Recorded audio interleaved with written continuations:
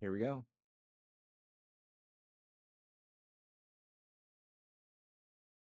Good evening, all. I'm Dustin, also known as Rope Aficionado, and welcome to this episode of the Dominance Dialogues. This is the podcast where we explore the psychology, the sociology, and the cultural aspects of BDSM and adult relationships. And in tonight's episode, Tickle Me Terrifying, The Edge of Humor and Hurt, we bring back Nyxie Noc. Nyxie, welcome back. Hi, thanks for having me back. Well, you know the drill, right? But we'll go ahead and remind you. Do you mind introducing yourself, a little bit about your experience, and we'll see where we go from there. Sure thing. So I'm Nyxie Noc. I use any and all pronouns, but I have a soft spot for its. That one really hits well. They, them, she, her, whatever you like. I don't really mind. Um, I have been in kink community since 1998 when I got my first job as a sex worker.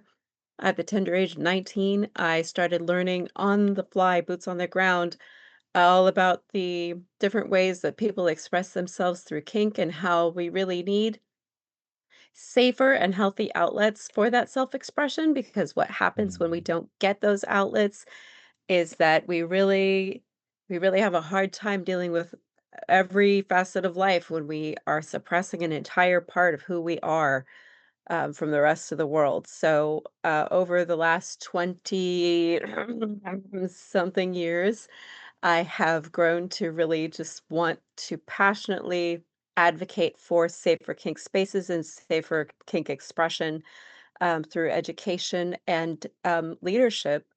I have done CAM work, I have done pro-dom work. I currently serve as the program coordinator for Praxium on Instagram, Praxium HQ, where I provide in-person and online opportunities over Zoom, to attendees all over the world, for kink and sex positive and E&M related education with presenters from also all over the world. And you can find out more about that in show notes.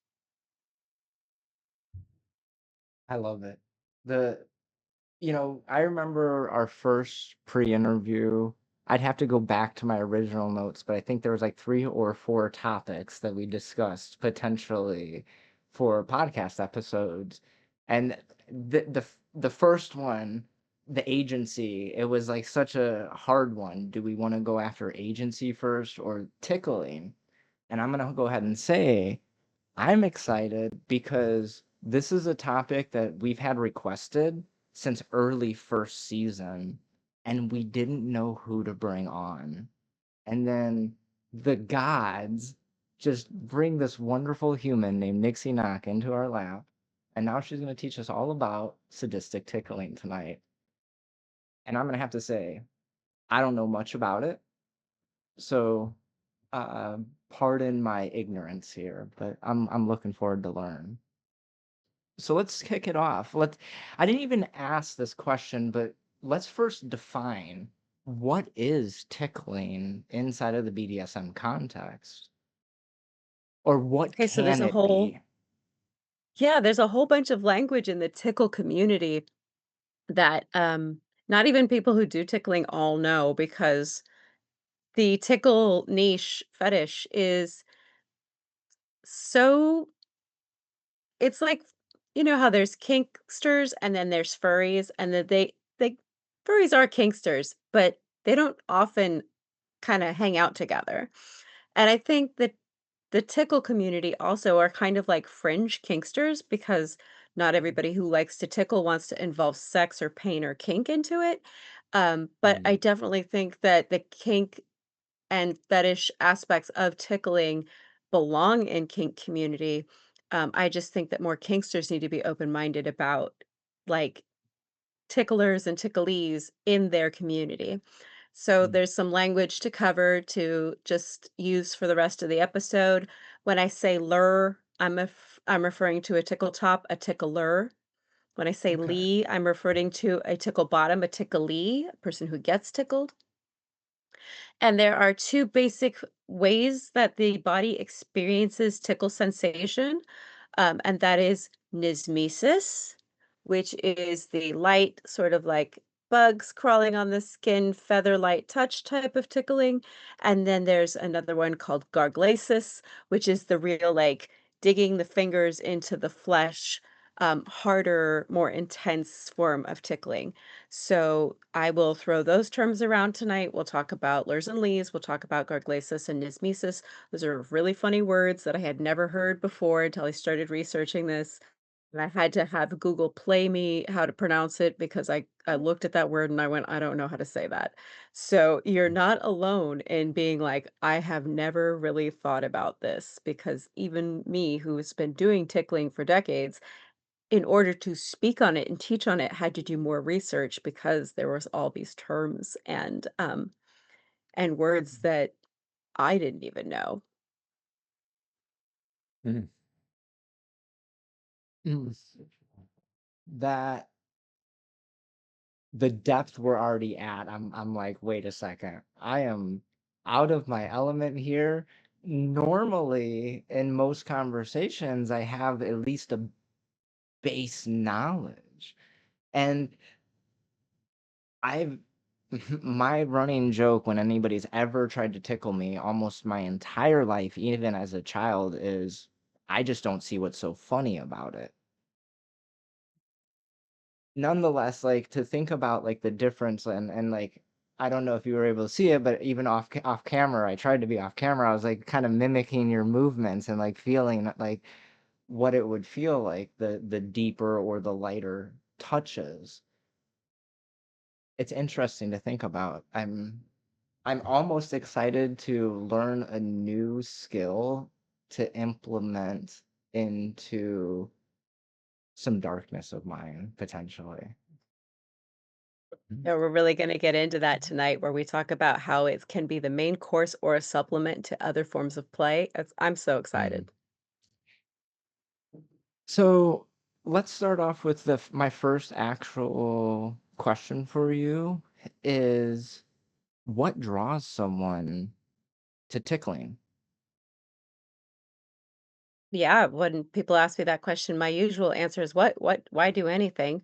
But I do see similarities in people who enjoy spanking, for reasons that are similar to people who might enjoy tickling. Spanking and tickling are both things that a lot of people experienced as children, usually in a non-consensual way, and a Mhm. lot of people will gravitate towards redoing those experiences as adults, either because that's how they learn to receive love, that's how they Mhm. learn to receive discipline, or it's how they received closeness and connection. It might be because they want to re experience things from a position of power and control where they have consent and they can make it stop and they can say no when they don't want it. It might be that it's for the reasons that we do anything pain or sensation related, and that it sets off all those bells and whistles in our brain and gives us the good drugs that those experiences cause. So there could be many reasons. There could be emotional reasons, there could be physical reasons, there could be sensual reasons, there could be sexual reasons. People who are on the ace spectrum enjoy tickling as a form of Mm. play, just as many people. Some people have tickle orgasms. Like that, there's tons of reasons that Interesting. you could want to participate in tickling. But I often, when I talk about tickling, there are basically two camps of people, and that is hell yes and hell no. Um, so there's the people who are like, I love tickling. It's one of my favorite things. It's just the most intense sensation for me. I like it better than I like pain or anything else. And there are people who are like, I would sooner let you punch me in the face. Yeah. Heavy, heavy masochists and heavy bottoms that I know are like, I would sooner let you punch me in the face and let you tickle me for 5 seconds. I mean, from my perspective, that makes complete sense. Like, just to call attention to one of the things that you brought up, and one of the things during our pre-interview for this show that I want to call attention that I personally didn't think about is that most humans have that, a- how I'm going to phrase it, non-consensual childhood tickling experience. They have either a bully from school, an uncle, an older sibling, a parent, so on and so forth, that tickled them against their will. Not to necessarily be mean, necessarily, right? It was all out of good fun, surely, possibly. But I'd like to dive into a little bit about how that could potentially come into play as a psychological, mm, I'm just going to say it, in my opinion, a potential landmine. Yeah, so one of the things I talk about in my tickling classes are the safety aspects of tickling, and one of them is that I would never surprise somebody with tickling. Mm, Even if we were doing like a CNC type of scene, because so many people have such a deep trauma response related to tickling, it's something I would never just spring on anybody. And it's something that if somebody says no, I absolutely do not ever try to be like, "Oh, but you might like it." Like, when people are sure they don't wanna be tickled, they are certain they don't wanna be tickled for all mm, kinds of reasons, and they're all valid. So, yeah, it could be a landmine, and like with anything that we do, like, I firmly believe we don't have such a thing as safe kink, we only have safer kink, mm, um, that you might wanna start out slow and see how the reaction goes before you get into the heavy tickle session, because there might be something hiding under the surface that you don't know until it happens. And then we have to recover and repair from that. And maybe we choose not to do it again. But like with anything else that we do, we want to establish all of those things like agency and consent and informed consent about what is going to happen and when I will know when you need to stop, especially when tickling so often comes with an inability to use our verbal skills and to safe word. mm, We'll talk about that too, but yeah, it can be, and for this reason, it is edge play. mm. It makes complete sense.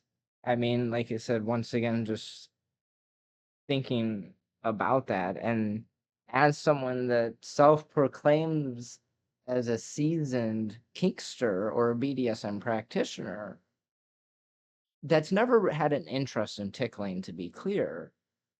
If I thought about getting into this like today, that is something I probably would not have thought about, to be honest. And the fact that it's something that most people probably has experienced, for me, that was like a reality check of, hey, it doesn't matter if you're seasoned. If you don't know, you definitely don't know what you don't know. So no matter how long you've been doing this, swallow your ego and learn from somebody that knows. It's okay. And even if you know all the things about shibari or whatever, i assure you I assure you, in the 15, 16, 18, whatever years I've been suspending, I can't tell you how many times I've changed what I know, what I use, what I deem, as Nyxie put, safer. I really appreciate that framing because most of what we do isn't safe. We can only mitigate the risk through education and communication, in my opinion. Base level of risk that you can't mitigate, and if that base level's too much for you, you just don't do it. Mm, yeah, absolutely. Absolutely. I'm gonna pause 1 second. I'm having some technical difficulties with the stream. I'm gonna stop the stream so we don't have issues with the recording, and then I will just manually upload later. Um, yes.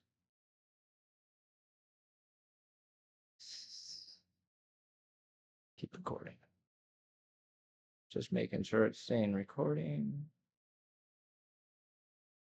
Right. And then I need to make an note to the editor to edit out about 17 minutes.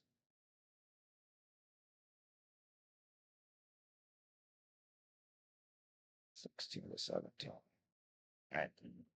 Sweet. I apologize. My studio wanted to update before this episode, and I didn't want to do that for all of the reasons because of technology. But I can see why I wanted to update because it's reconnected about 14 or 15 or sometimes. So, nonetheless, we're getting a good recording. Zoom's going to see us live, and then we'll have the producer make sure we get it all up onto YouTube later. Hopefully. Sounds good. So, let's carry on with our conversation, the joys of technology. So while we're on it, let's dive further into the psychological and the physical aspects of tickling. And my question that I pose for you is, how does tickling function as a form of psychological or physical torture or torment? For the extremely ticklish, uh, even just using your fingers in this motion near somebody's body. Well, if I was just for the super ticklish, if I just go to their neck and I just go, "I'm not touching you." They're already right there on edge. I joke that tickling is the shortest path to subspace. Um, Mm. it can send you to the moon so fast. If Mm. you have the right lure and the right lead combined, you can do amazing things. There's so many things that happen during tickle sessions that we associate with intense impact or rope that happen really fast and really deeply with tickling. So there are aspects of humiliation play, of degradation Mm. play, of CNC, of, um, you can incorporate bondage and restraints into your tickle scenes. So there's that too. There's pain involved. Um, People can pee their pants. Mm. I always use a visual safe word or a tap out whenever I play because I'm hard of hearing and I want to be sure that I don't miss a safe word. But it comes into play even more when we're tickling because within 2, 3 minutes, my bottoms are saying, "No, daddy, stop. Mm. Please, please, please." And those aren't safe words. So Mm. we Those are have to use the sexy visual. words. They're fun. But, if we haven't agreed to use plain English, I'm not going to stop if I hear "No, daddy, Mm. stop, please, please, please," because I know that the tickling is making the words come out. Um, Mm. but I haven't seen that safe signal. I haven't seen that tap out yet, so I'm gonna keep going. But it's amazing that a person that you could beat for 45 minutes might not tap out, but that same person couldn't take 10 minutes of intense tickling. And they will tap out. Mm. Some people pass gas and that's humiliating for them. People drool. Uh, you really do lose control of your whole entire body very, very quickly. It's surprising to most people how how fast it goes from 0 to 100. And you don't have to do it fast. You can definitely do a slow tickling scene. But if somebody is looking for something really intense, but something they can also endure for a longer period, tickling is great because you can really like go hard, back off, go hard, back off, and Mm. you can keep that up. It's not a physically exhausting skill for the top for the most part. Like I can do that forever. I can keep that going forever. Yeah. And if you're bound and you're restrained and I'm just taking my time, maybe I'm watching a movie while you're tied up on the couch and I'm just sitting on you watching my movie. And every couple of minutes, I just dig my fingers into your ribs. We watch the whole movie that way. Like, and you're just there. And I guess that's happening to you. So sorry. Too bad for you. Um, and I really like that because I'm a very small person. Flogging somebody for 2 hours is not in my repertoire of skills Mm. or strength or physical ability. So I love that about tickling scenes is that we can easily do hard, fast, intense. You go to the moon and you don't come back for a little while. Or we can draw it out and make it just absolutely, like, torment. Like, just when you think I'm gonna let you out or the movie's almost over, I decide I'm not done yet, and we're gonna do it some more. Put on another movie. Alright, let's do that. Like, I got all day. So for a lot of people, that spells out torture. So many layers there. One, as you're explaining that, I can instantly just think of like when I think of somebody that's like you said, like I don't know how you framed it, but how I'm gonna frame it is hyper ticklish. It's 0 to 100 in seconds, in my opinion, right? From my perspective. There, I mean, outside of like a cold caning or a cold whipping, like most other things, and I imagine tickling has a warm up or can have a warm up. But even as I think about that, I'm like, is the warm up 15 seconds? Is it like teasing that I'm gonna tickle you? Is that the warm up? Because once again, as someone that's never really been ticklish that I recall, my perspective of people that are ticklish, it's like the air tickle will get some people. You don't even have to touch them. They're just that much, no pun intended, there's that much impact. And I think as I'm like trying to process all this information, I think a lot of it has to do with that psychological aspect of what is coming.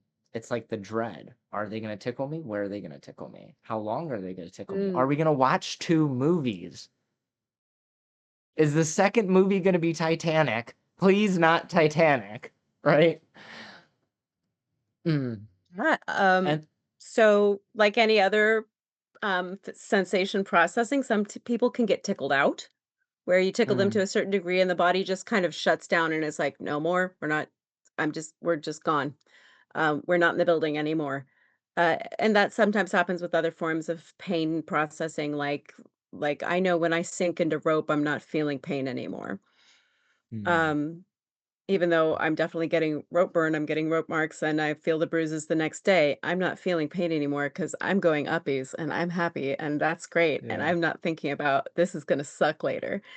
So some people's response to a certain degree of tickling is to just go numb.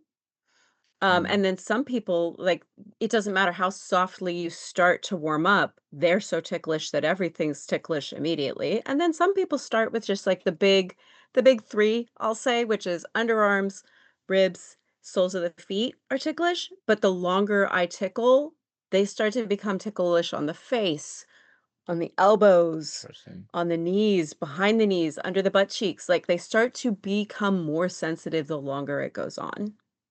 And then they're like, "What is happening to me? Why is that ticklish?" So it is wild how the body responds, and it won't even respond the same way every day, the same Now I person. have to So ask, like, in those scenarios, is that like something naturally that happens, or is that something that you as a top is kind of guiding?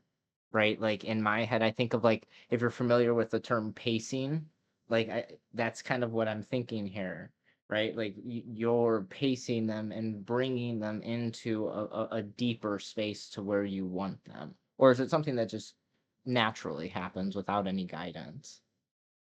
so as when I do impact topping, I definitely have my techniques to warm up the body, get the circulation going, to awaken the pudendal nerve, and to get the body to do the things that it's supposed to do with the brain to allow people to lean into the pain experience and to acclimate to it at a pace which um, they can over the scene tolerate more intense sensation rather than hit them really hard, really fast, and then they tap out and they're done. I really like to warm up so that we can go deeper, we can lean in harder. When it Mm, comes to tickling, I do that too, where if somebody asks me to go hard and fast, I will. But if I'm in control and I really am saying, like, I'd literally like to do this extended scene with you, I don't want it to go so intense so fast that you tap out after 10 minutes and say, I can't handle it anymore. So I will do the nismesis for a longer period of time and then intersperse it with garglesis, to kind of give contrast, or I might blindfold because people stay more ticklish longer when they can't see what is happening to their body.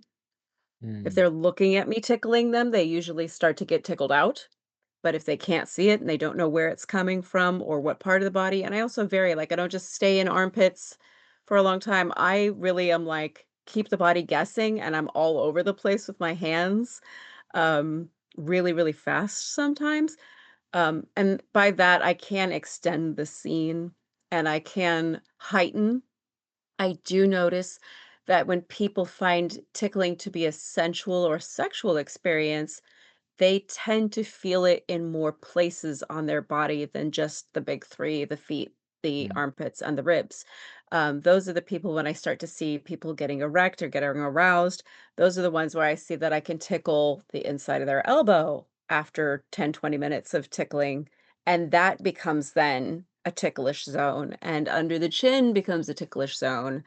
Um, the back of the neck becomes a ticklish zone. So, mm, uh, everybody on any day of the week at any given time may respond differently, and it's really just you have to be as a top really looking at your bottoms, mm, looking at their responses, looking at things like toes curling, shoulders coming up to the ears, and you're watching and you really as a top should be learning how to watch the body's response because the body really doesn't lie to us mm, in that way. Now, we can talk about like arousal non-concordance, but that's a different topic for a different day. So I wouldn't necessarily go by erections or lubrication to say that that person is sexually enjoying the experience because sometimes that just happens. But what I'm more looking at is the breathing rate. Are the eyelids closed? Um, mm. are the hairs on the arms and legs standing up? Are the shoulders coming together or the shoulders dropping? Those are all things that I'm looking for to see if that person is leaning into the experience. Mm. So I missed a massive gap here, and as we're getting into this conversation, I see it. And the gap that I think I missed is like, for instance, say for me, say I decided that I wanted to be a ticklee, but like I said, to my knowledge, I really don't ever recall being ticklish. Is there a way that I could possibly experience that as someone that's never actually been ticklish? So, there's only one way to find out, and that's to try. Yeah, yeah. And so, I would recommend if you don't think that you're ticklish to start by doing it blindfolded. And Okay. if you find that, like, traditional methods of tickling, such as, like, um just fingernails on the skin or fingers in the underarms, ribs, and soles of the feet don't really work for you, I often incorporate pressure points into my tickle play. Mm, And sometimes, like for people who aren't ticklish, the pressure points will elicit a ticklish reflex response. And then you can also try different tools like electric toothbrush or um, somebody handed me a tattoo gun contraption that was like a practice tattoo gun where you could put like a ballpoint pen in it so that you can practice tattooing. And we just took the ink out of the pen and used that. And that was really awesome. I really love that okay. tool. The Wardenberg wheel is another one. So maybe it's just a matter of a different tool, a different place on the body, sensory Mm, deprivation. Maybe that unlocks your tickle bottom side. And maybe you're just not ticklish. Who knows? fair, fair. Well, let's dive more into the psychology.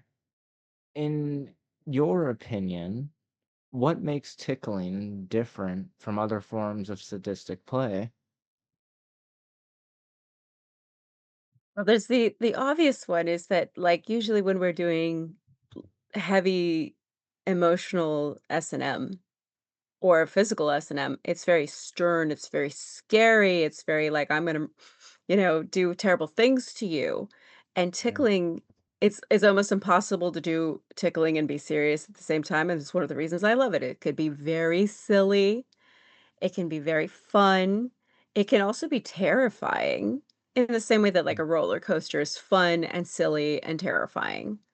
It's very much like roller coasters. I love roller coasters.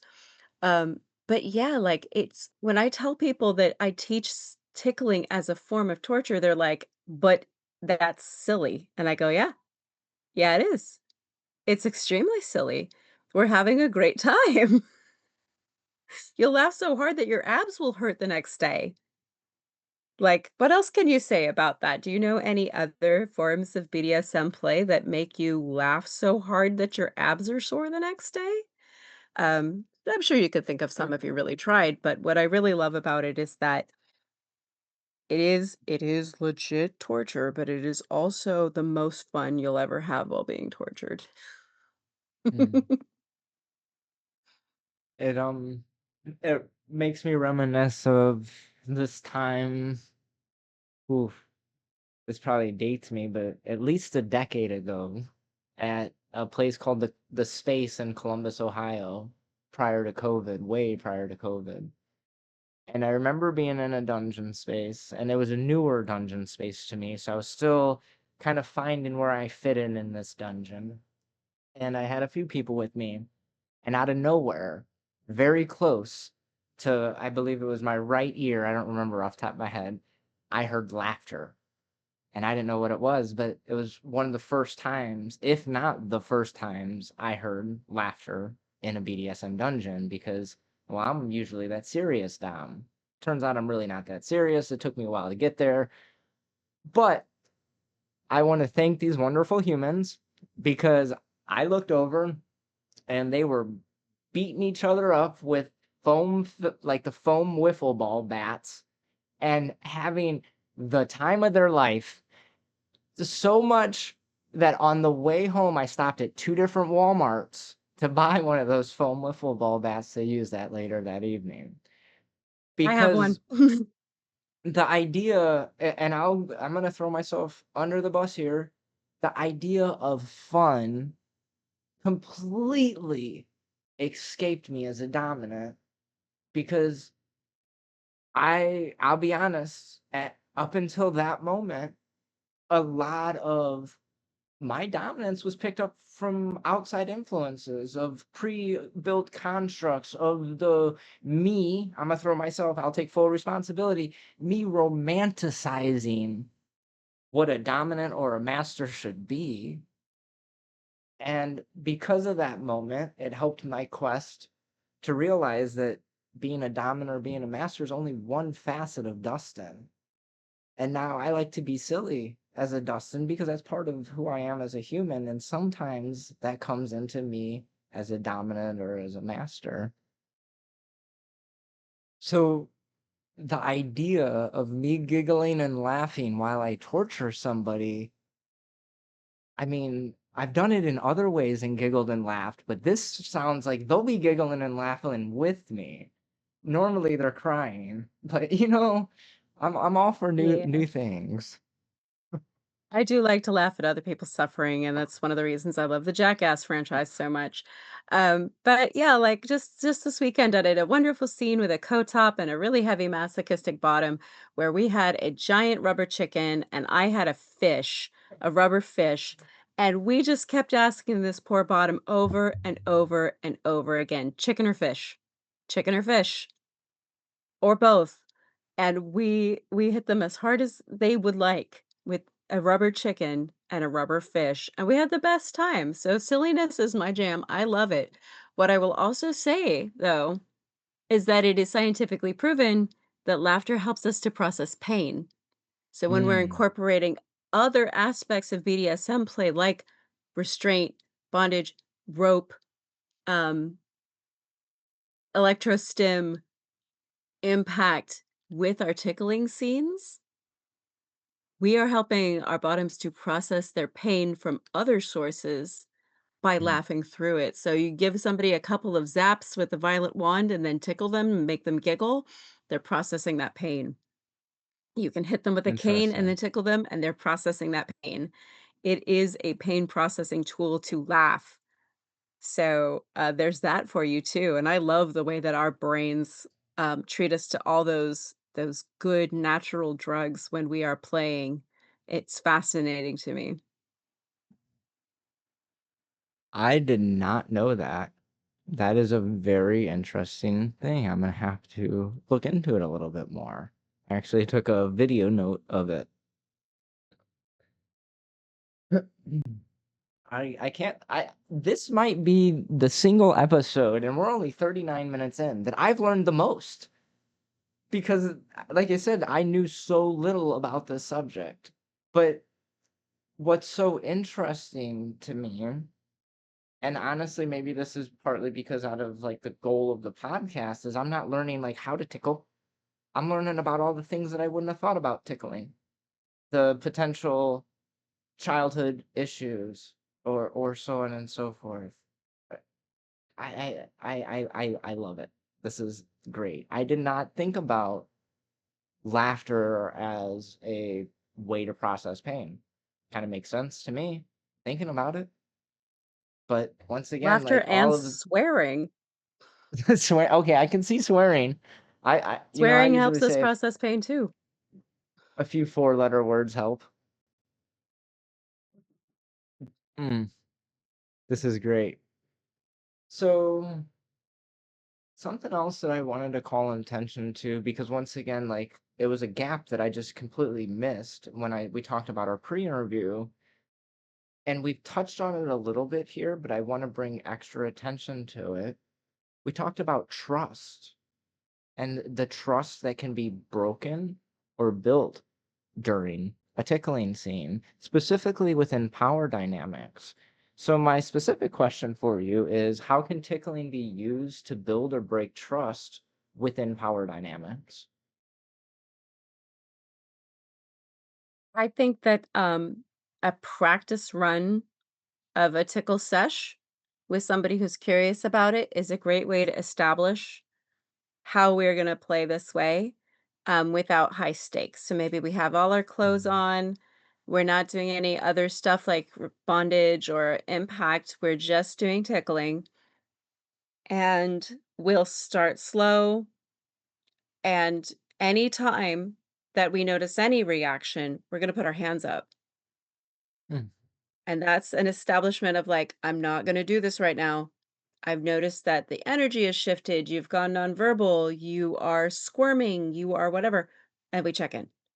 And that putting your hands up means I'm not sneaking around gonna try to tickle you when I've told you that I won't, or, because I remember being a kid and being tickled and have somebody say, "It's okay, I'll stop," and I'll go, "Oh, thank goodness it's over," and then they and when tickle we me don't. again, and then, Mm, that's the wrong way to do that, unless you've established that in your tickle play that that is how you're gonna play.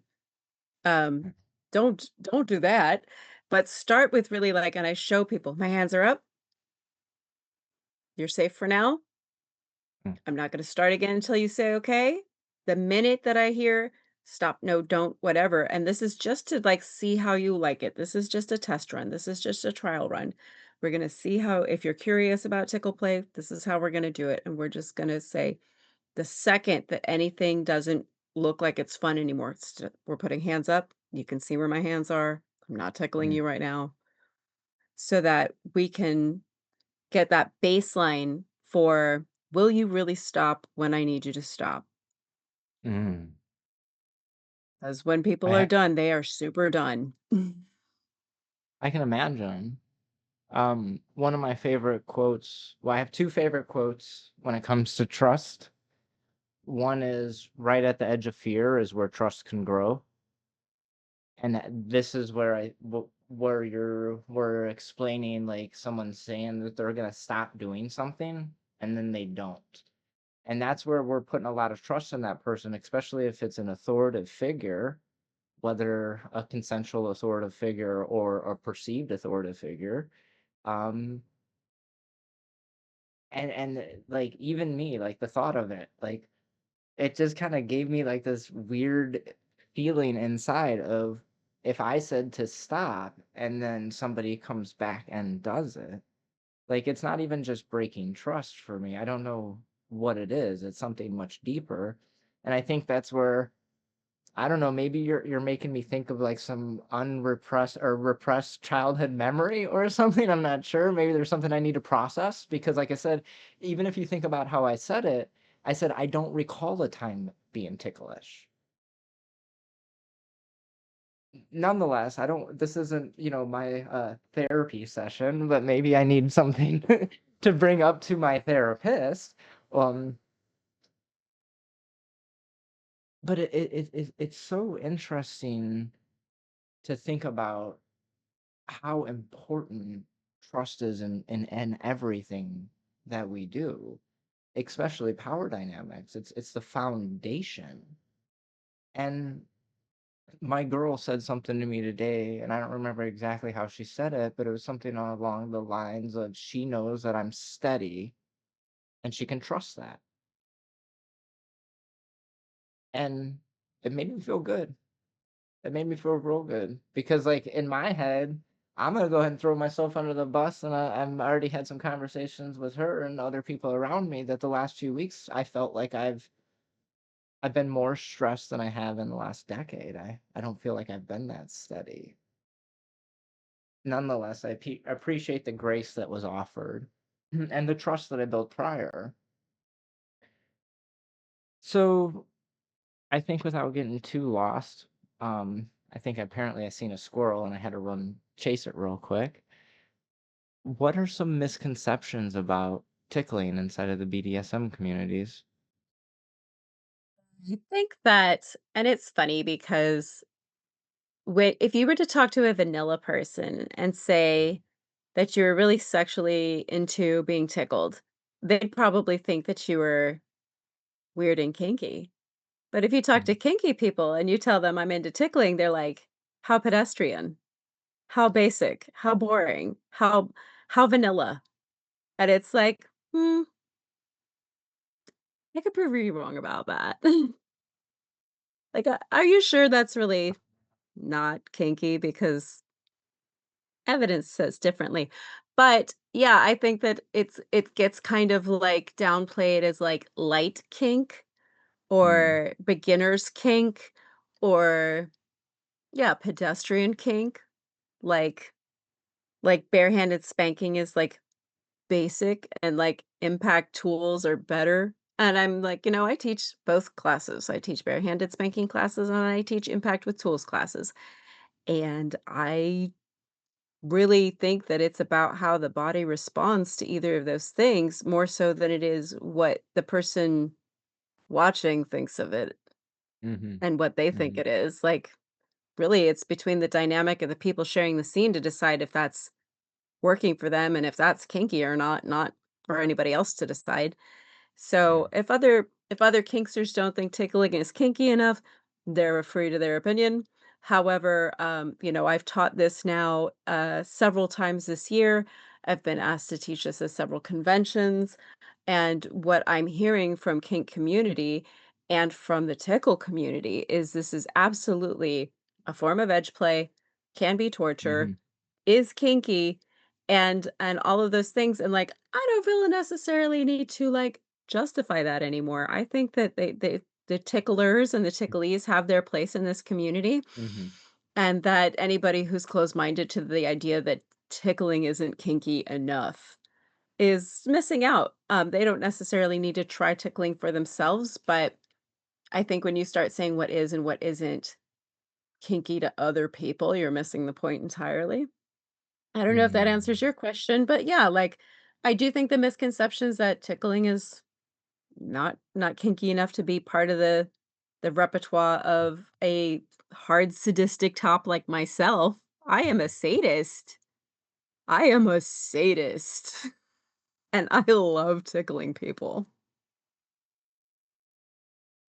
Well, I, for one, can say that it's not something that I've seen presented ever, ever.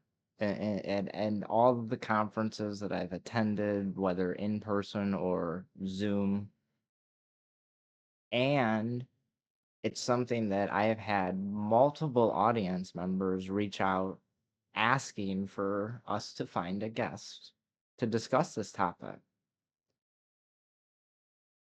So there's obviously people that are into it. There's obviously a desire for an education. And going back to some of our original discussions, all we can do is provide safer space by education and communication, and that's why we're having this conversation, because this is part of the way we reduce the risk of, well, like I said, I didn't think about, possibly childhood experiences when I should know better. Because in my head, in almost everything we do as an adult, whether it's kink or not, our childhood comes into play.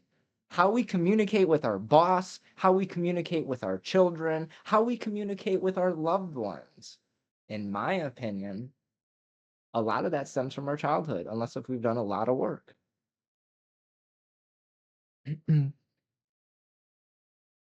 I'm very excited that you are branching out and being on a couple podcasts. Obviously, ours is one, and going to do some presentations at some conferences, because I think this is a desire. And I think that we as a community or as a subculture, we're the ones that have to mitigate the risks for ourselves. So we have to look upon ourselves and our members to mitigate that risk and provide that education. So as someone that's, like I said, once again, that's a seasoned player, this isn't something that I've seen pop up, but I've seen the desire. Mm. Yeah, maybe I just need to get out to the East Coast. Because on the West Coast, it's like, "Teach sadistic tickling again." Okay, sure. Yeah. Yeah, no, I mean, I think that honestly, if you came out this way, I imagine that there's at least a handful of venue spaces that I can personally put you in touch with that more than likely would be interested in this. Um, from my perspective, it's like I said, it's something that I haven't seen, and I've heard more than one person have a desire for it. And honestly, half this conversation I've been wondering, it's like, does Dustin really want to tickle somebody? Nixie, you might have sold me just a moment ago when you lit up, because you're like, I'm a hard sadist and I love tickling, and however you phrase that. And I'm just like, oh, that's me. Like I really view myself as this dark sadist person. Like we kind of connected when we were like, yeah, we laugh when people suffer. And the idea of someone suffering and laughing with me, like, I don't know. There seems to be some chemistry that I may or may not have to play with after some conversations. Yeah, we should talk about how to make tickle scenes safer too as part of this podcast so that you can make sure you go into your experimentation with tickle scenes with the safety in mind that you might not have thought of because it's a little different than other ways you might seen. But Well, I I think had the fortune of if I can say, teaching sadistic tickling at DomCon LA this year. And when I got there, I had little quarter page flyers with my information, and I was like, "Hey, I'm teaching this in the upper ballroom at 4:30, whatever." And I got to this one person, I handed it to him, and I said, "Hey, I'm teaching this at 4:30. If you'd like to come." And he said, "No, I organize a tickle munch in LA, and we're all here to see you." I love it. And I'm like, "What?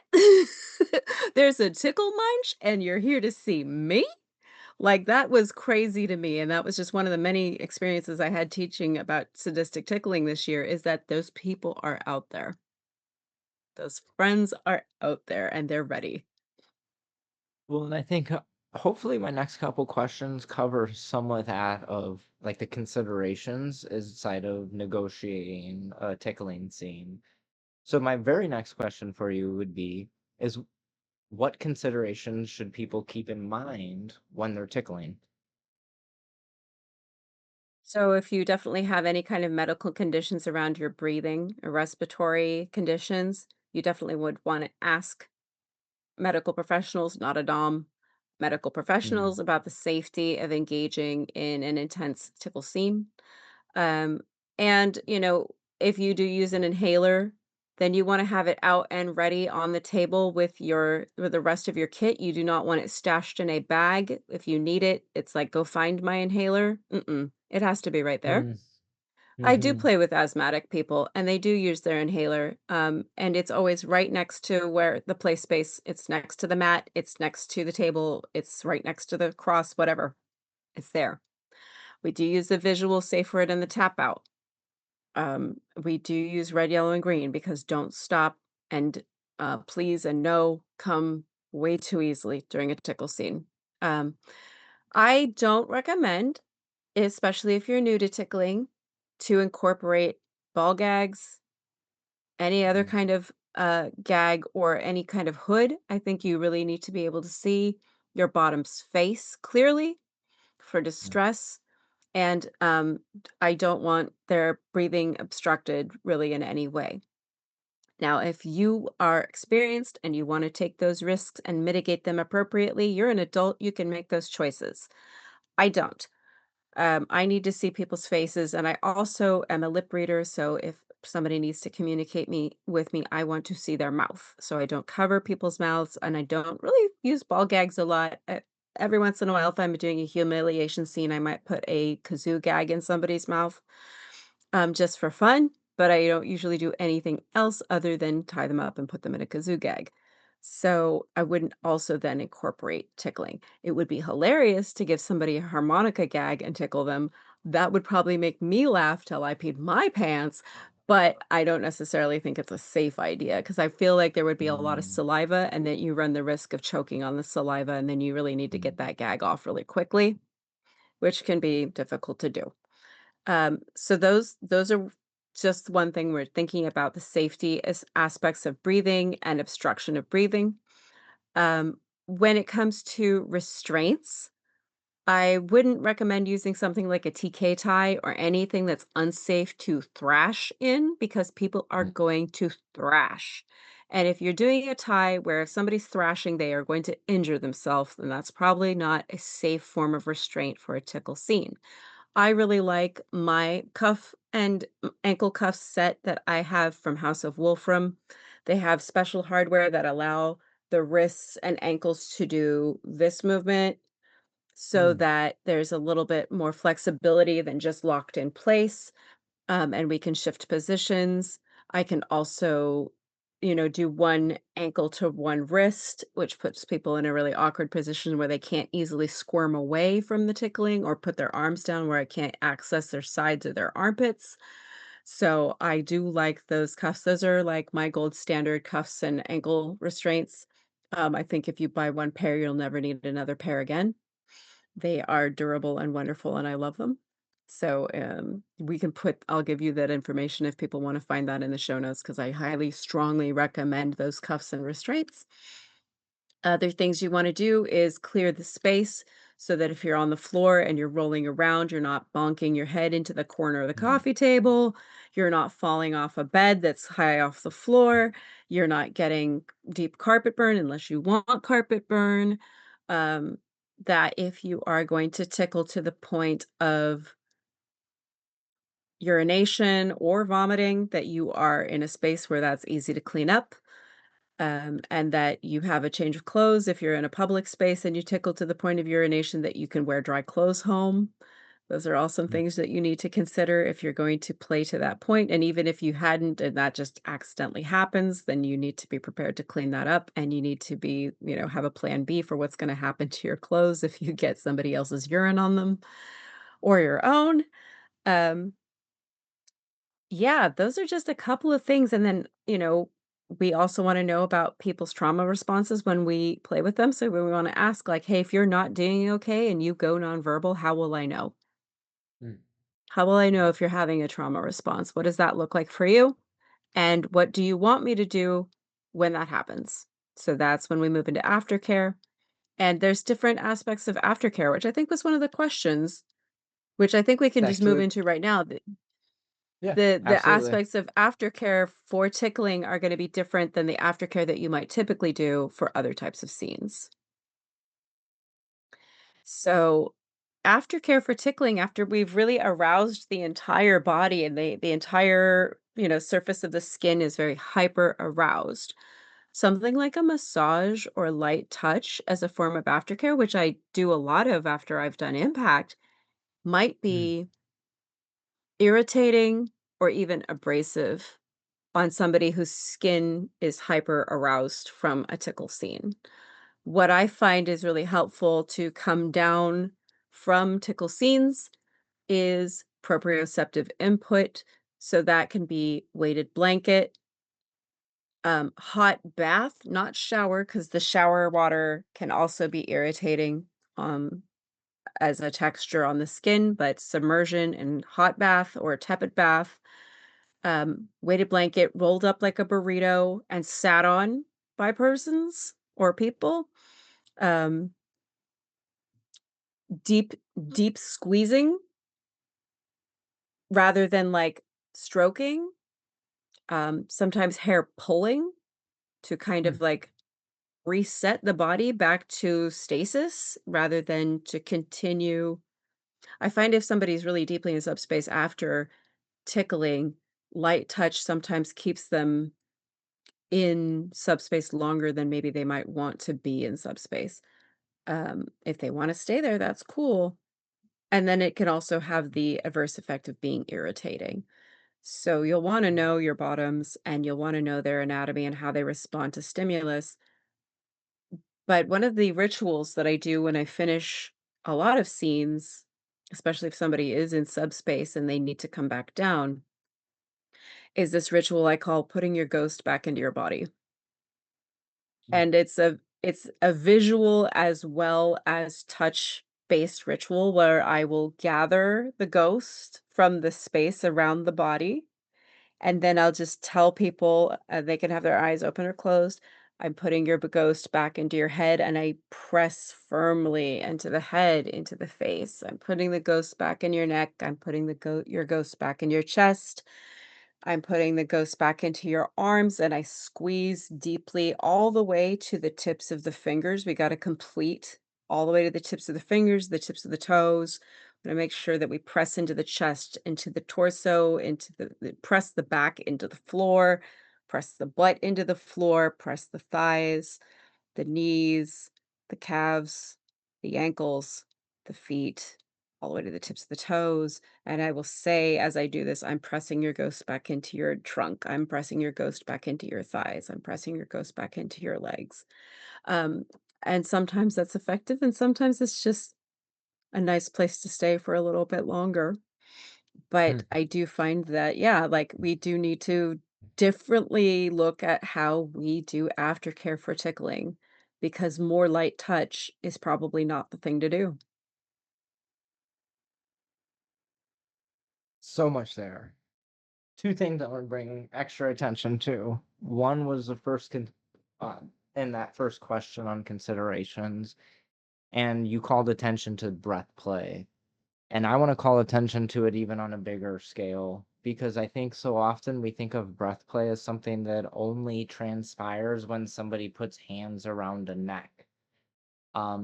In my experience, for whatever it may be, breath play manifests in many BDSM activities, many, specifically rope, tickling, anything else that can take your breath away. Um, and I think that it's really important that this is a massive consideration in just about any aspect we do because oxygen deprivation to the brain in just very, very short periods has very, very long-term effects.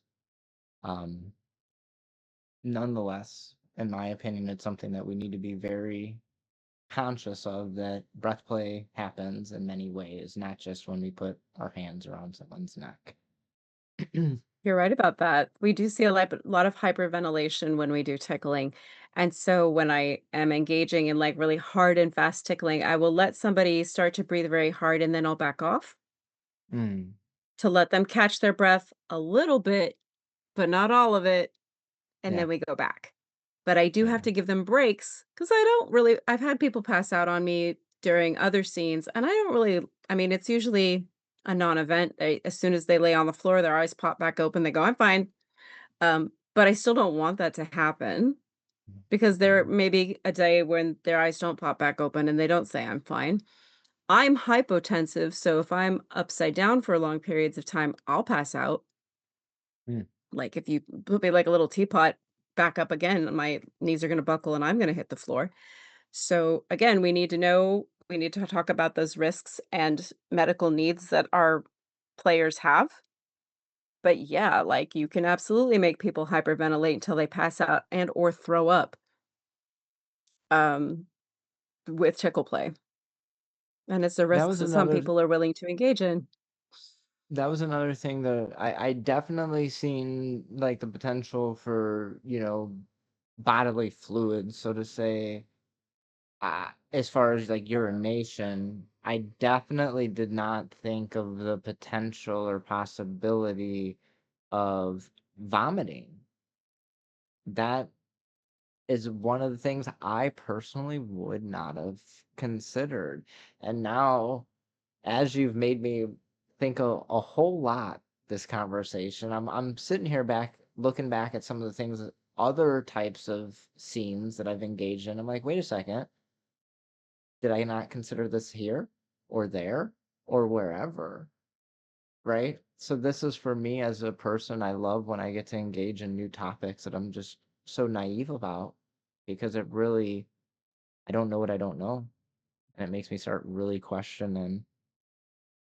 Um, the other thing I wanted to call attention to when you were describing pressing the ghost back into somebody, what that like, how I perceived that was like a way to reintegrate somebody back into reality.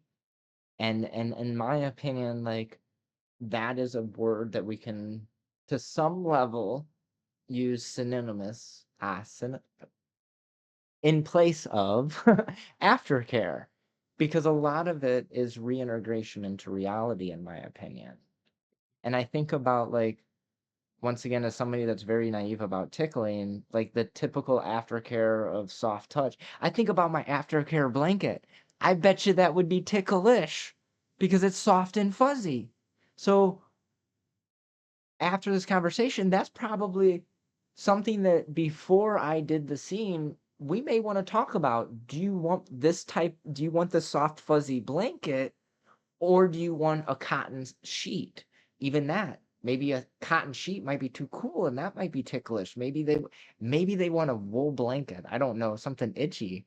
Have no idea. But that the softness is something that I guess once again, just as something so naive to the subject, I wouldn't have necessarily initially thought that that wouldn't be part of the reintegration process, right? But and then like when you say pull the hair as part of the process, I'm like, hmm, I can see after this conversation how it would help pull somebody out after a tickle scene. But initially, it was like it was hard for me to process why that would help. But I think part of it is that, from my perspective at least, is that I think the polarity of sensation that you're subjecting to the body, you go from like a soft, kind of more playful touch. Pulling of hair tends to be more of a harder touch type of a thing, at least from my perspective. And I think that polarity might be, but I'd be interested to hear more about how pulling hair specifically helps bring somebody out of a tickle scene. Sure. I want to backpedal a little bit and just let you know that if you're worried about somebody vomiting, that it usually goes from laughter into coughing, and then from coughing into vomiting. So if we're getting to the Interesting. point where we're coughing, that's when I would pause and let somebody completely recover from a coughing fit before I continued, and I would check in and say, "Do you wanna keep going?" So if we're tickling and somebody's laughing and they start to either choke on their saliva or just start to cough really hard, that's a good time to stop Hmm. and let them completely regain their normal breathing before we continue. Um, but to talk about, like, how deep pressure and other ways to reintegrate into the body after experiencing a tickle scene, there's a couple factors to consider. One of the things that I will do is I'll do tickle in combination with impact. So if I'm doing like caning or evil sticks and now we have welts and they're raw, and then I tickle them, Mm, that's gonna make somebody's skin feel like it's on fire. And mm, that's part of the suffering that I enjoy. So if we have negotiated that and I can do that, that's going to be fun and awesome for me and hopefully my bottom as well. But that also means that once I've done that, any sort of touch on those raw tickled welts, it's going to be no thank you. mm. But pressure, firm, like flat, like dense coverage pressure rather than, spread out fingers or smaller points of pressure, but like really firm, dense pressure on that is going to be a good reset. And when I talk about pulling the hair, I'm not talking about like a quick little yoink. I mean, like really grabbing all of the hair. I like to wrap it around my wrist and I like to twist and pull back Mm. just slightly, not a yoink, but really just like you are present Like a in your body firm. right now. Okay. And a lot of times when I'm negotiating a scene, we talk about technique, we talk about safety, we talk about boundaries, talk about limits. But the questions I like to ask when I'm about to scene with people are, where do you want to go? Mm, And who do you want to be? mm. That's And great so that questions. where do you want to go question is really, do you want to stay in your body or do you want to leave? And if you want to leave, then I have to think about how to put you back in. And so, yeah, that ritual of putting your ghost back in your body is part of that, but also just it is intergalactic jet lag to come Mm, back to the earth from being out there, from being on the moon when you're deeply in subspace like that. And so that's really whatever it takes for that your bottom needs is to really like bring back into the body things like menthol inhalers, sour candy, um, ice ice in the mouth, just one piece of ice in the mouth if you can tolerate it, to really just, um, reintegrate into, I can see, I can touch, I can smell, I can hear again, mm. and it's not just, static channel. I knew I had to ask a follow-up question because you just dropped like a massive prompt so concisely, and I love it. I took a video note, I took a handwritten note, and I'm gonna Oh. repeat it because I love it. And you said two of your questions in your negotiation are, where do you want to go? Who do you want to be? I love it. Absolutely love it. And I will be absolutely sure to give you credit because I am borrowing that because that is just how powerful I think those two questions in negotiating a scene, it was worth it. Thank you. All right. I love those So questions. I have one more big question that I propose before we go to our early access and our Patreon questions. So with that said, anybody in early access, if you want to start getting any of your questions ready, you can throw them in the chat now.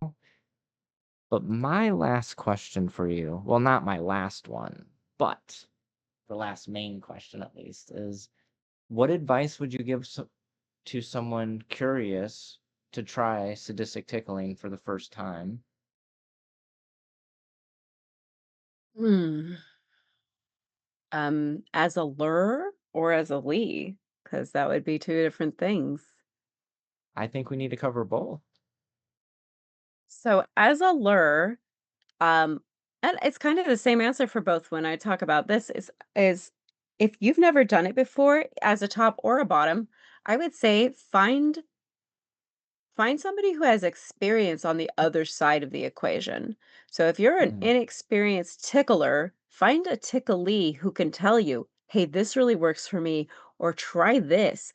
A ticklee who has experience with being tickled, where their limits are, and techniques that they enjoy will be a great person to work with as a new mm, tickler to kind of learn, like, this is what other and everybody's different, but, like, what other ticklees appreciate and like about the tickle experience, and if they're experienced ticklees, then they should be, hopefully, experienced at telling you what their boundaries are, what they need to feel safer, Um, and so in similar vein, if you are new to being tickled, find an experienced tickler who's patient and willing to go as slow as you need to go to feel safer, who is taking the sexual aspect of it probably off the table for the first couple of tries.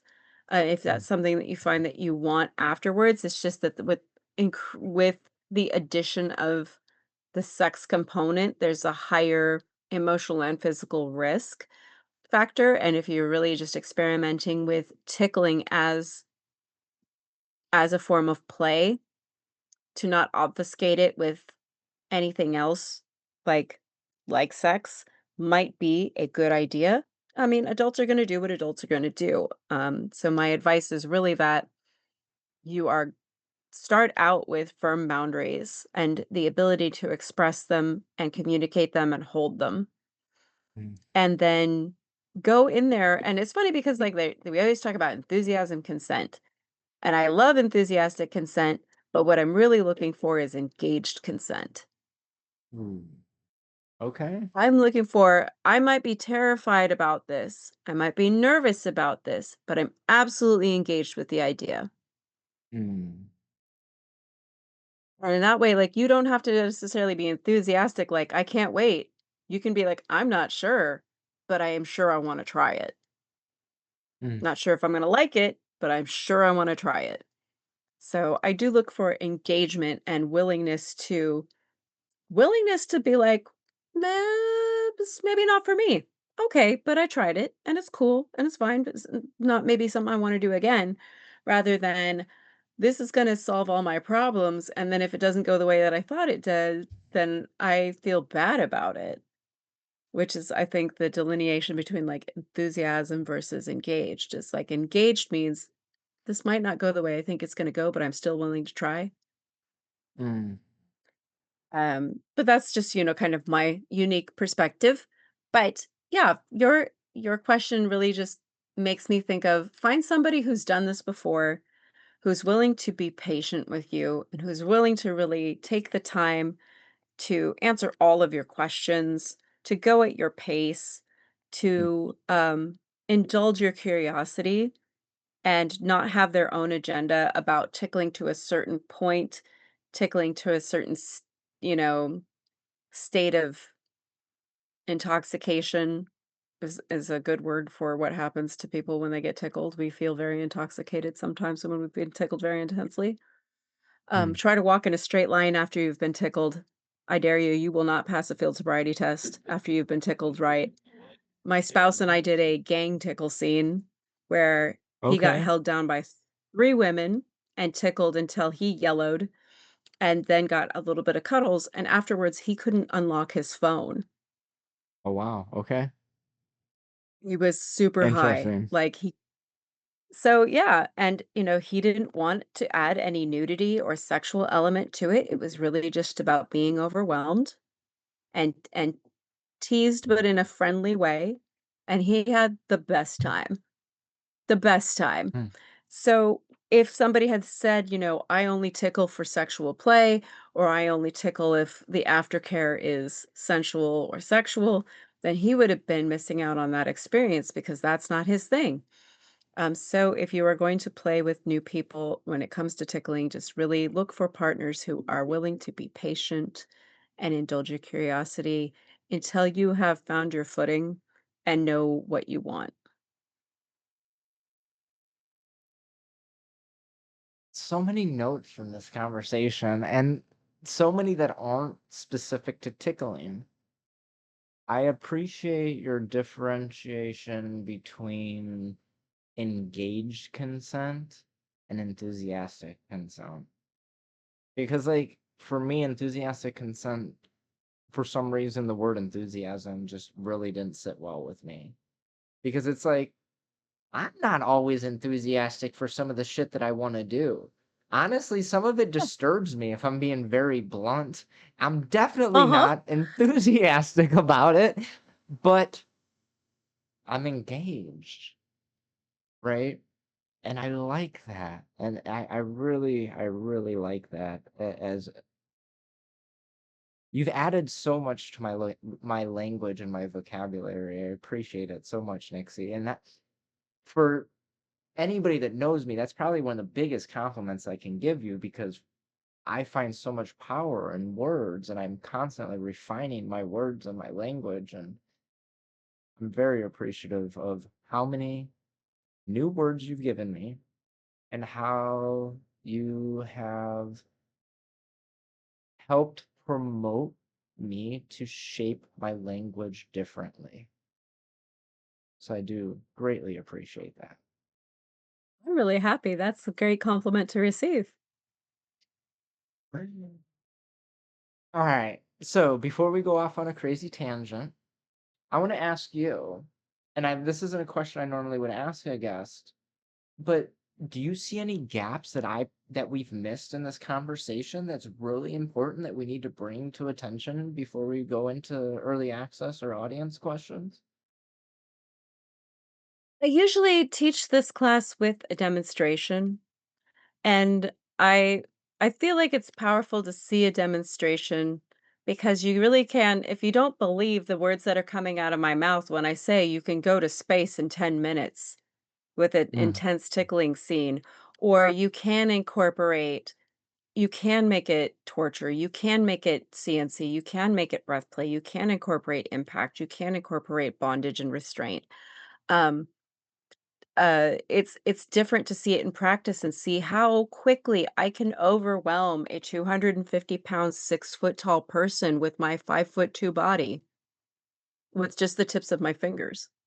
mm, yeah. And it's powerful to see that. And when I was at DomCon LA, there was a young woman in the front row who told me later that she's so ticklish that just watching it made her feel ticklish. And she Oh, was in the wow. front row sweating buckets watching me tickle my demo bottom.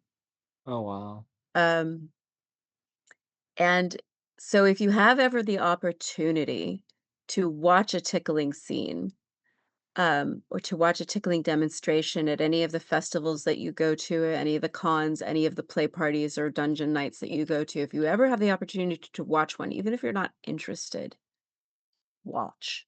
It is Mm, fascinating to see people go from "you're not gonna get me" to absolute puddle of mush in moments.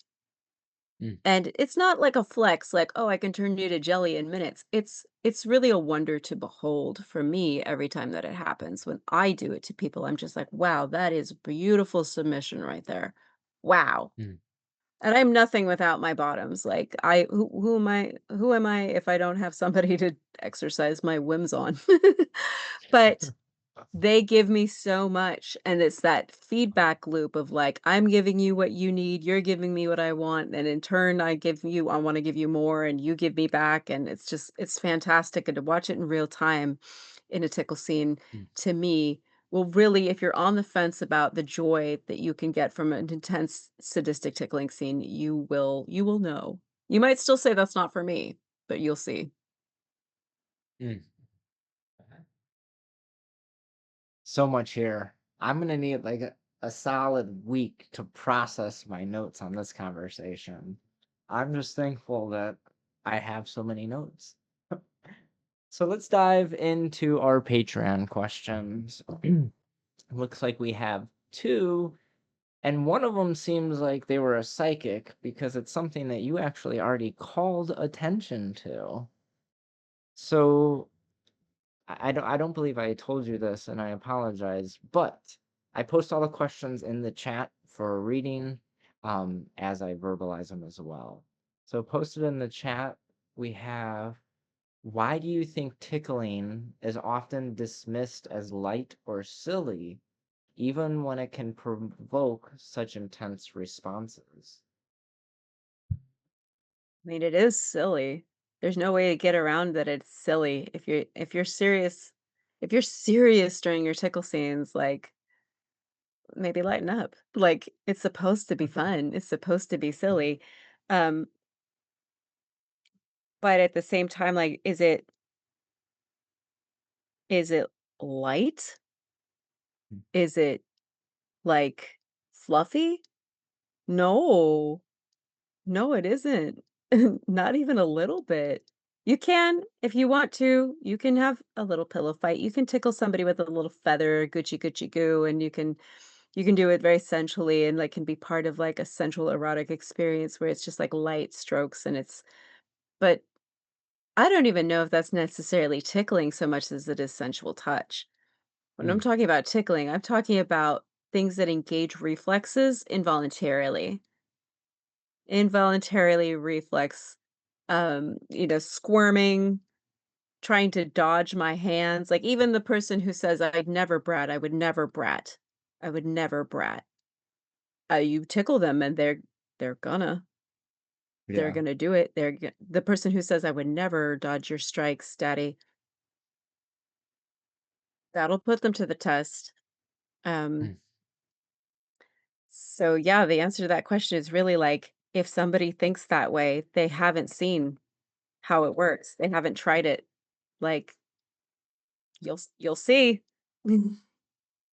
I think that a safe metric is that if an activity can make you lose control of your bodily functions, it is probably not that light.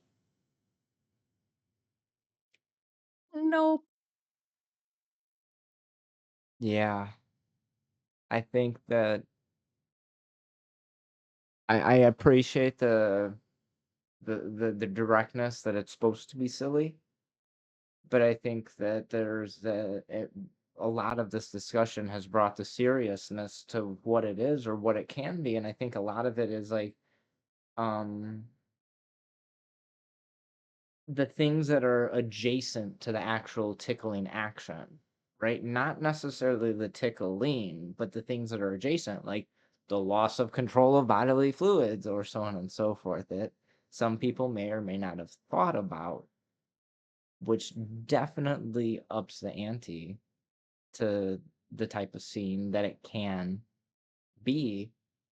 And I think that like something that's important here, or at least for me, but as I'm processing a lot of this real time, is even if I don't negotiate to tickle someone to pee their pants, so to say, it's still a potential as the for lack of better terminology, and please offer better, it could be potential as collateral damage, as something that I didn't stop soon enough because they said, "No, don't stop." And I'm like, "Yes, do, yeah." Because I didn't catch the visual cue, or they're not used to using a visual cue. All of the things that potentially can happen, and the fraction of a second that I imagine how fast this can go. I imagine it can be really fast. It can be, you know, what almost instantaneous in my opinion, where there's like the Doesn't resistance take to the much. tickling, and then all of a sudden it's so overwhelming of a sensation. I'm gonna pee myself, and it's like turning on a light switch. Yes, and if, certain factors come into play, like people who've given birth, people who are Mm, experiencing perimenopause, people who have pelvic floor injuries, those are all people that might pee a little bit, even with just light tickling, because mm, they probably also pee when they sneeze, they probably also pee when they laugh really hard. So that's an experience. I had an experience this weekend where my demo bottom let me know, my response to pain is to squirt, and I was said, "Thank you so much for letting me know so we can put puppy pads down," and they knew that about themselves, but, like, while I've hit lots of people until they squirted before or had orgasms, this person squirted a lot more than I was anticipating, and so I had to kind of, mm. like, stand to the side and hit them because I was wearing sandals and I didn't necessarily wanna get squirt all over my feet. Um, not that it's, like, gross or anything, it's just that we were camping and it's, like, it's harder to get clean when you're camping. Yep. Um, but what I will also say is that if you are tickling with the intention to make somebody pee or squirt, we wanna be really careful about not overhydrating. Um, Mm. Back when in the early 2000s when squirting pornography was, like, the trend in pornography and all the videos were about making women squirt, a lot of those actresses went to the hospital with hypohidrosis because they consumed so much water and or Pedialyte, Gatorade, etc., so they could produce fluid in order to squirt on camera, that they accidentally overhydrated to the point where there was excess water on the brain. So if you're Oh, going to wow. tickle with the intention to make somebody pee, don't overhydrate, take it easy, don't drink more than you would normally drink in the course of a day. Don't overdo the Pedialyte, the hydration, I liquid IV, Gatorade, just Mm. drink regular water. Just drink regular water, and Mm. if it happens, it happens, and if it doesn't, it doesn't, but don't overhydrate because that's another safety thing that I forgot to tell you about earlier. I'm very aware of overhydrating. I guess I wouldn't have realized that. I guess maybe because I've never directed someone to like, hey, we're gonna do a scene where you pee your pants. Now, to be clear, I've had people pee their pants for me, mostly out of humiliation or degradation, but it Mhm. wasn't because of like some interaction from me. It was just, well, you're not allowed to use the restroom until you have my permission, right? Sure, and that's how we can also incorporate humiliation and degradation into tickle scenes is, "I'm gonna tickle you till you pee your pants." Mm, And that's there you go. also how we can use the psychological factors of those that kind of emotional S&M to really make even a silly, fun scene also terrifying. Mm. I can already think about the mind fuck of you would hate if I tickled you so much that you peed in front of everybody in the dungeon. Mhm. Now you're cooking with gas. Me and you may have to have some off-air conversations. All right, let's get to our next Patreon question, unless if you have any closing thoughts for this previous question. Perfect. So this one has a little bit of subtext, but I think it's important to bring into. They say pain is easy to name, but tickling can mask everything from fear, joy, submission, or even panic. In a scene, how do you tell if someone's laughter is genuine, defiant, or a coping response? Ooh, okay. There's some depth there. There is. So I think of a lot of things when I think of this question. And one of the things that I think of about is when you talk about, and this is going to be weird and tangential, but childbirth. One of the things that they tell you is that it's going to be very difficult for you to release your pelvic tension, therefore letting the child pass through the body into the world if you are um, making a lot of high pitched noises during the labor process. And it's something called sphincter law, where the Mm, sphincters are connected. The sphincter in the throat and the sphincters in in the lower body are connected, so that high pitched, distressed animal sound that we make is also indicating that we're clenching in the lower body and we're holding tight in the lower region of the body as well. So if I'm mm, hearing really high pitched, distressed laughter that almost sounds like screaming or squealing or an animal caught in a trap, that to me is like a very visceral primal reaction of like, "Oh, this isn't fun laughing. This mm, isn't I'm having a great time laughing." When we hear the laughter come at a lower register, we hear it coming from deeper in the chest. Um, we hear it coming with ease and a full throat. Then that's really people settling into their experience, settling into the processing of the pain. Now, people will giggle, and that's not necessarily something I would associate with a with an intense pain response and a negative pain response. I'm Mm, talking about something that sounds more like screaming than it does laughter. Um, However, that doesn't necessarily mean that the person is not enjoying themselves or they need to stop. It just means it might be time to check in. mm, Um, and yeah, I do notice that some people laugh when I hit them, and that's the way that they process pain. Some people laugh when they get yelled at. People laugh when they're being berated. People giggle reflexively when they're terrified. So yeah, that's a really excellent question. Like, how do you tell?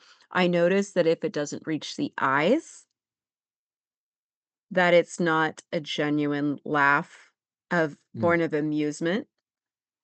I notice that if the jaw is static during the laughter, it's really like laughter coming from behind the teeth, and it's not like an opened mouth laugh or a wide open mouth laugh, that's another indicator that that's not a genuine laugh. But it really comes down to knowing your players, knowing your tops and your bottoms, the people that you play with well enough to be able to tell the difference and how they affect and how they telegraph their emotions to others. Um, so yeah, when you do pickup play at a dungeon, I always play in the shallow end of the pool when it comes to playing with new people mhm. because I'll tell them they'll go, I can handle a lot. And I go, well, I'm not going over a 6 out of 10 because I don't know you like that. Yeah. And I don't know what's gonna happen if I send you to space and you have a trauma response, like, I don't know you like that. I don't know how to put you back together again if that happens. So we're gonna Yeah. play in the shallow end of the pool. When it comes to the people that you have deeper connection with, then you can experiment with going into the deeper end of the pool, and just like at the, public municipal pool, you have to do a swim test before you can get in the deep end, right? Yeah, Um yeah. So we really wanna know ourselves, we wanna really know our partners so that if something was off, hopefully we'd be able to tell. Mm. Yeah. I once again, you're so full of just crumbs, and I that's a phrase that I've stolen from the Kink Collective, is that high pitch. Like, I kinda knew it, but then at the same time, like, once again, with how concise you were bringing that in, that I just was like, my note is high pitched noises mean that they're tense, means that they're tight.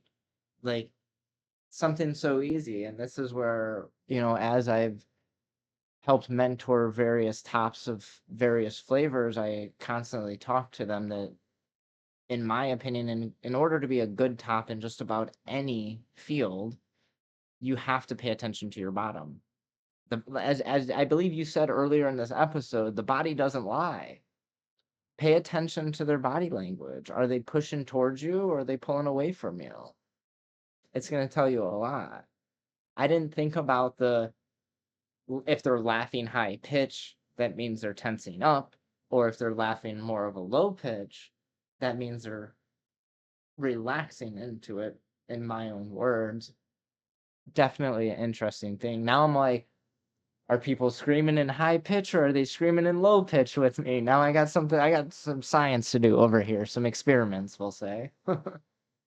Yeah, and knowing your partners really well is the best way to, like, feel more secure dropping into riskier levels of play. Hmm. Um, just because you feel like not only are they allowed to say no to you, and they will if they have to, but that you know their body well Hmm. enough. So when I do tickle scenes with my spouse, if I'm sitting on his chest, I have my knees on his biceps and I've pinned his arms down so that he can't get away from me, and I'm tapping him right on the sternum and then also tickling his armpits and his ribs.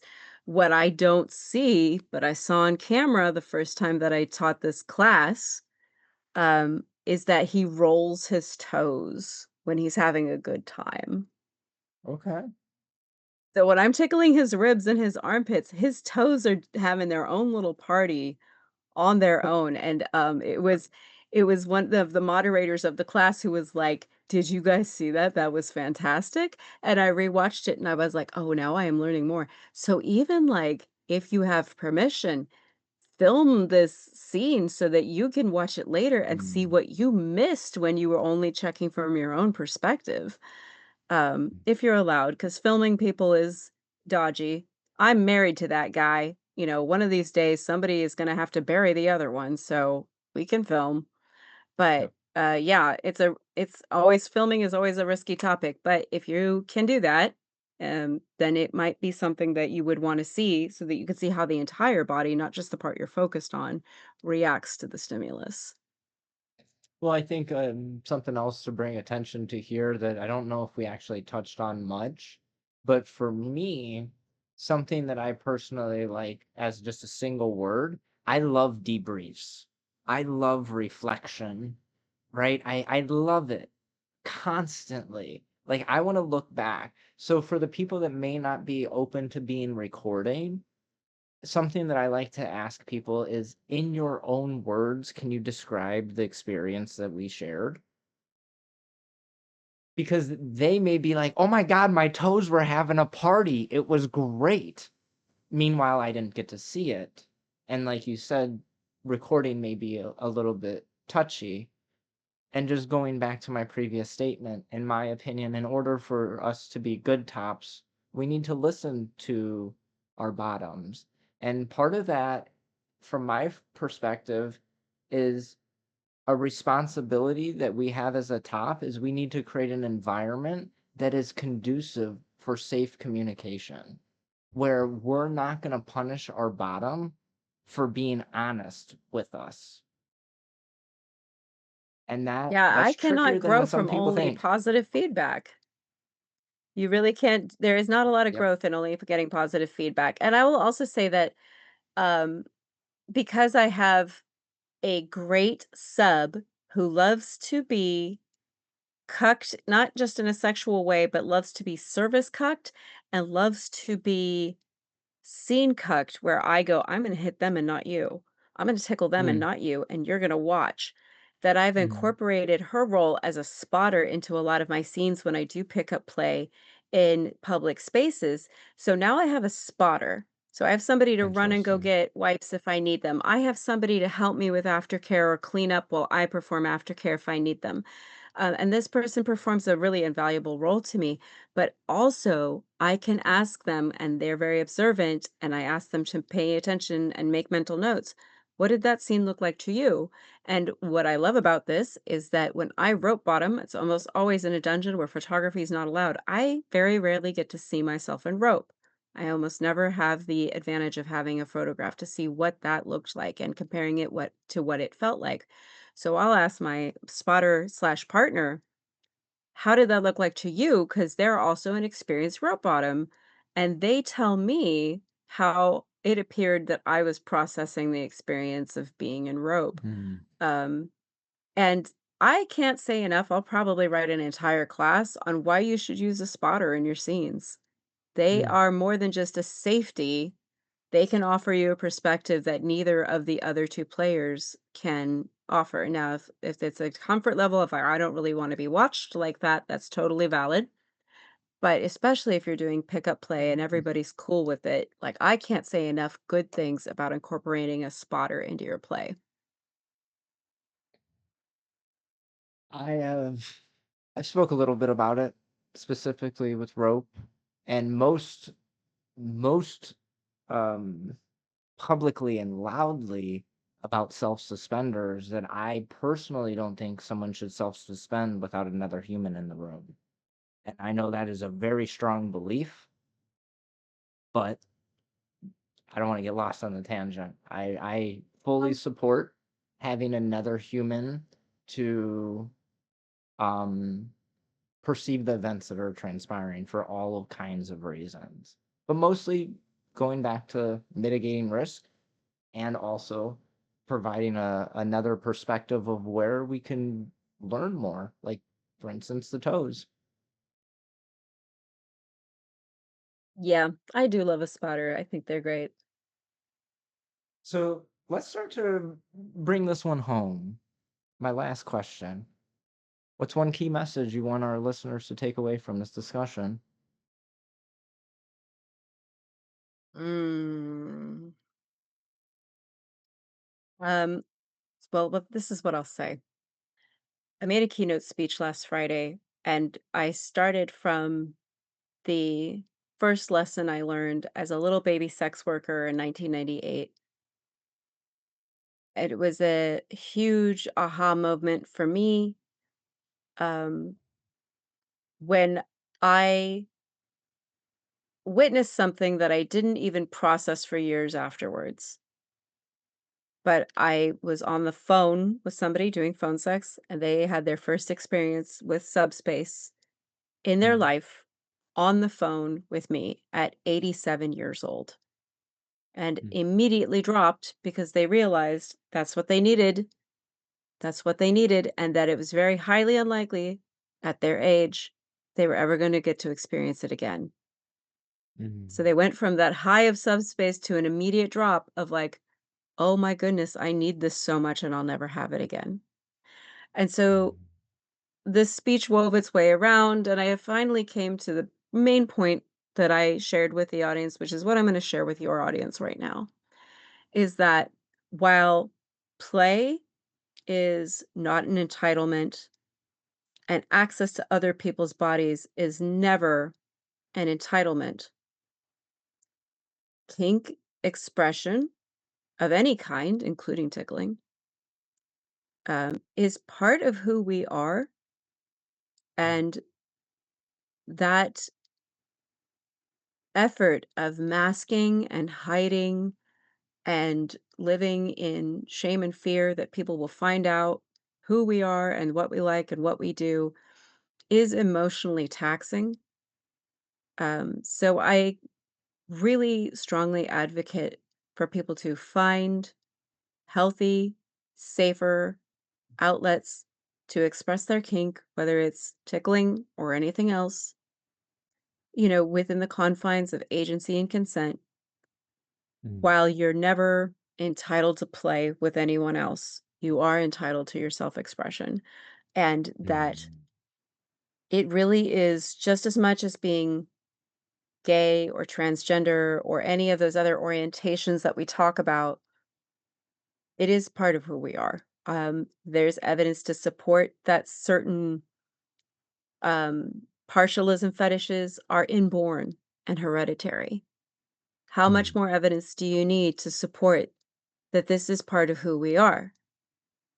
You can suppress it, you can downplay it, you can try to ignore it. I find that when you do that, it does fester, it does rot inside you. And then when it does come out, it often comes out in really maladaptive ways. mm, So I hope that if you're a tickler or a ticklee, that you find connection with other lures and lees so that you don't feel like there's something wrong with you because you like this. Um, and that you're not the only one who does this. So if anything that you take away from listening to this, if you're curious about tickling, if you think it might be something that you want to do, and you try it and it doesn't work for you, that's great. But what if it does? What if it does? And what if mm, it's like the thing that helps you to emotionally regulate and get through your work week without freaking out and disassociating? What if tickling scenes with other people, it's what helps you to connect with your partners? What if? And you'll never know if you don't try it and if you don't give yourself permission to enjoy it and to try it out. So, like with any other kink, safety first, third, and second, yeah. and consent at the forefront. But you owe it to yourself to explore your curiosity, and it may be, and I won't say that kink is therapeutic, but it can be very healing, and maybe you had those adverse childhood experiences of tickling where you were tickled without your consent and you didn't have control over it, and maybe, and I'm not gonna say that you should, but maybe being in a position of control and having consent to say no and stop and don't and I'm done is something that would be part of your healing process. And we Mm, won't know if we don't try. And I will leave you with this phrase since you're collecting phrases today. mhm, The cost of connection is courage. mm. I love it. I It love it. costs courage to connect. It does, and you have to put yourself out there, and you have to make those leaps. That is a phenomenal quote. Absolutely phenomenal. Nixie, this episode was better than the first episode, and I remember taking a bunch of notes the first episode I had you on. Wow. I'm I'm just gonna say it. I love hearing you speak. I love hearing your language. And I can't say just as a person, as a Dustin, for whatever it may mean, I appreciate you. And I appreciate what you brought to this conversation. And if everybody else or anybody else loved what you had to say, where can they find you? So you can most easily find me at verityluxconsulting.com/Nyxie Noc. That's spelled weird, but we'll put it in the show notes. Or Verity_Lux_consulting on Instagram. Also search for Praxium, which is just Praxium on FetLife, or Praxium HQ on Instagram. My FetLife handle is Nyxie Noc. It's all one word, two capital letter N's, Nyxie and then Noc, but one word. And I'm happy to answer respectful questions in DMs, and you can definitely message and follow. There's a link tree in my Instagram bio. You can find all the other classes that I am going to be teaching in the near future. Coming up, I'm doing choose your or create your own adventure, where it's a scene planning class on how to use like an envelope system to create a really fun, adventurous scene. And then it's coming up in October. I am doing my agency, my Burgers for Agency for Normalizing Non-Monogamy podcast. And then I will be also doing um, mm, my care and keeping creating a care and keeping document for another organization focused on service, which the name does not come to mind off the top of my head, but it is all in my link tree. So there's that. And I often also guest teach at Praxium. I am going to probably be doing a class in October called Monster Fucking for Monsters, where it is the Okay. monster fucking perspective from the perspective of the monster. I'm a monster. So that's going to be fun. I like to get silly. I have very unserious classes. I like to really like shift perspective and make sure that we're taking a really expansive approach to kink and making Mm, it more inclusive and a little less serious. I absolutely love it. I love it. All right, let's wrap this up. I just want to thank everybody for tuning into this episode of the Dominance Dialogues. If you've enjoyed tonight's episode, be sure to subscribe and share. As always, stay curious, stay intentional, and keep the dialogue going. Until next time, we'll see you. Bye. Thank you.